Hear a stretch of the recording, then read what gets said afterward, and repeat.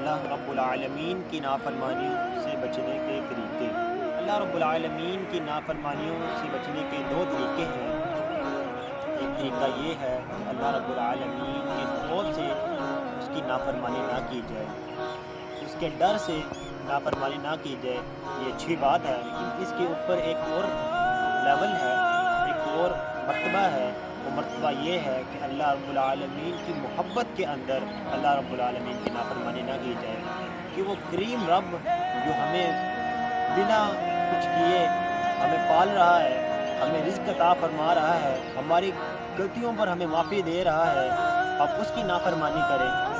کریم رب ہے ہمارا، ہمیں چاہیے کہ ماہ رمضان المبارک جو اپنی برکتیں اور رحمتیں لٹا رہا ہے، ہمیں اس میں کثرت کے ساتھ قرآن پاک کی تلاوت کرنی چاہیے، قرآن پاک کی تلاوت کے ساتھ ساتھ نمازیں ادا کرنی چاہیے، نماز تراویح اور بھی دیگر نیک عمل کرنے چاہیے، جس کی وجہ سے ہمارا رب ہم سے راضی ہو جائے، ہمارا رب ہم سے راضی ہو جائے اور ہم اس کی نافرمانیوں سے بچ جائیں، اس کی فرما برداری و اطاعت کر سکیں۔